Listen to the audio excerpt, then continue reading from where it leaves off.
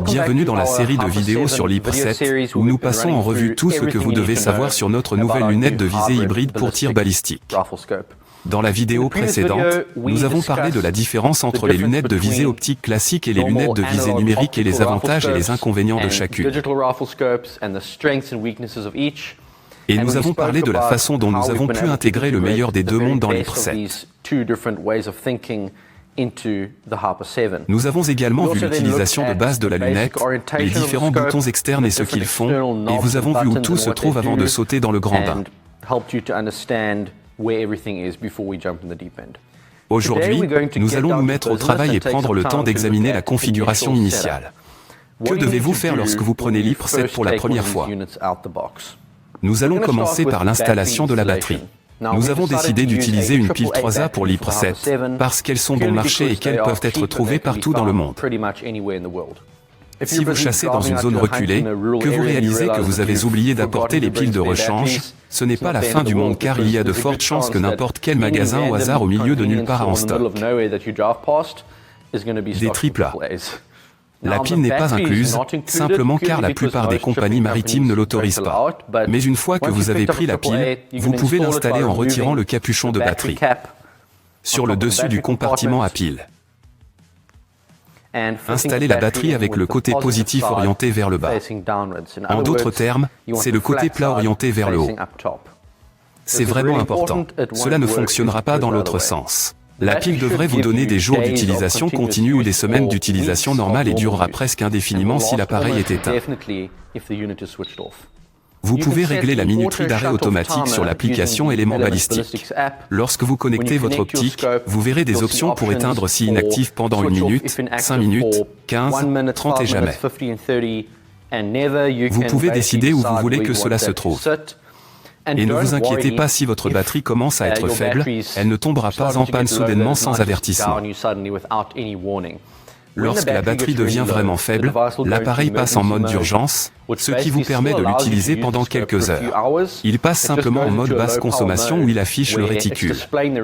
Vous pouvez toujours viser, mais certaines fonctions balistiques ou fonctions de mesure météorologique sont altérées. Alors, oui, ne vous inquiétez pas de panne. Une fois votre pile installée, vous devez maintenir le bouton d'alimentation enfoncé et l'écran s'allume. Ne vous inquiétez pas si l'écran n'est pas parfaitement mis au point ou s'il ne s'affiche pas dans les bonnes unités. Nous y reviendrons plus tard. Ensuite, vous allez monter l'optique. Vous n'avez pas besoin d'acheter de support de montage. L'Hyper 7 est livré avec un support qui est très solide, et nous incluons 2 bases. Celui qui est monté est le plus long. Il a 3 boulons et vous permet de faire un porte-à-faux légèrement en arrière de votre rail. Le plus court est tout aussi solide, rigide, mais il est légèrement plus léger. Vous avez donc 2 options possibles. Les écrous sur le côté sont des écrous métriques universels ou impériales. Vous pouvez utiliser une douille d'1 demi-pouce ou de 13 et les coupler jusqu'à un maximum de 50 pouces par livre. Assurez-vous que le dégagement oculaire soit correct avant de serrer la base, car l'anneau sur la lunette n'a pas beaucoup d'espace pour la faire glisser vers l'avant et vers l'arrière, comme vous l'auriez fait avec une lunette de visée plus traditionnelle.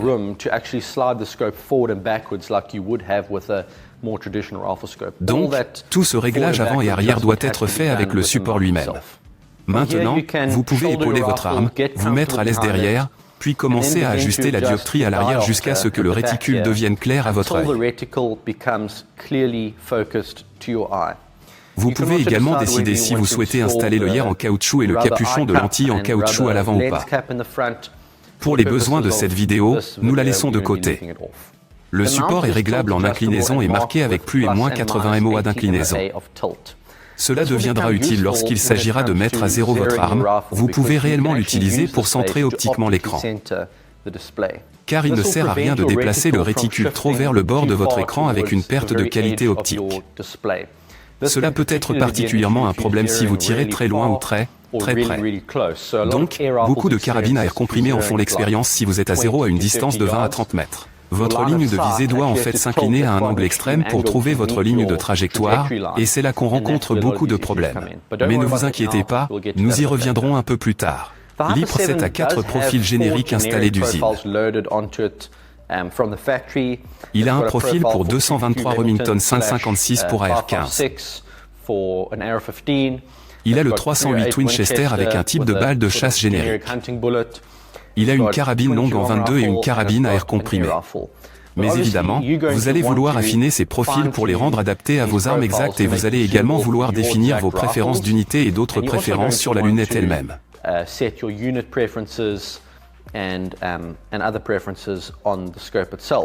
Ça peut se faire via l'application Éléments Balistiques. L'application peut être trouvée sur l'App Store Apple ou Android et est entièrement gratuite. L'application vous demandera de donner la permission d'utiliser les services de localisation Bluetooth et la connectivité Internet. Acceptez.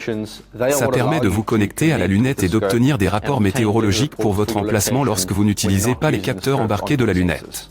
L'application est d'une puissance absolue lorsqu'il s'agit de calculer des solutions de tir précises.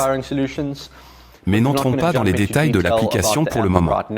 La principale chose que vous devez savoir lors de la configuration est de savoir comment la coupler et comment effectuer une mise à jour si un nouveau firmware est disponible. Lorsque l'application est ouverte et que votre IP est activé, vous devriez voir l'IP apparaître sur l'écran principal de votre application. Lorsque vous cliquez dessus pour la première fois, une demande de couplage est envoyée à la lunette. Vous pouvez ensuite regarder dans votre lunette, vous verrez un nombre à 6 chiffres. Le numéro à 6 chiffres est généré par l'application et vous devez entrer ce numéro à 6 chiffres dans l'application et là le couplage est fait. Vous n'aurez pas à le refaire après. Les appareils sont couplés. Je dois préciser qu'une fois que vous avez créé vos profils balistiques, défini vos préférences d'unité et envoyé ces données à la lunette, vous n'avez pas besoin de garder votre téléphone avec vous pour faire fonctionner la lunette.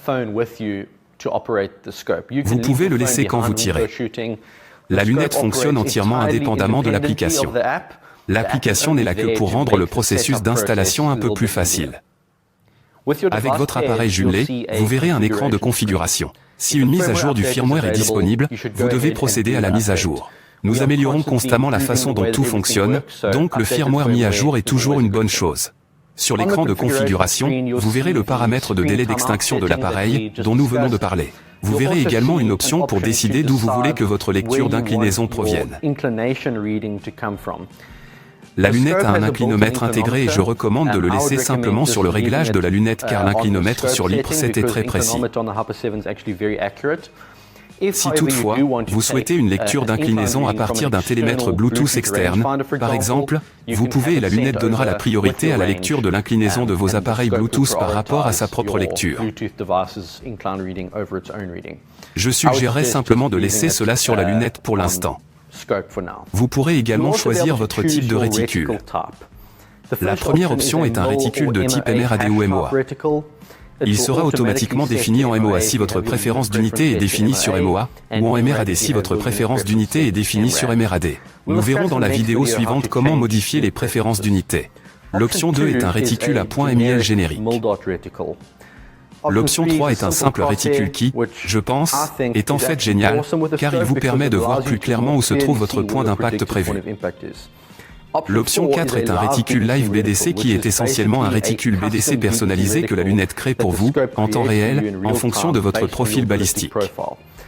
Nous y reviendrons dans une vidéo ultérieure. Et enfin, il y a une option pour dessiner votre propre réticule. Ce n'est pas quelque chose que nous allons regarder pour le moment. Le dernier élément du menu de configuration est une option permettant de décider si vous souhaitez que votre point d'impact prévu s'affiche sous la forme d'un point clignotant superposé sur votre réticule ou si vous souhaitez que l'ensemble de votre réticule se déplace vers votre point d'impact prévu.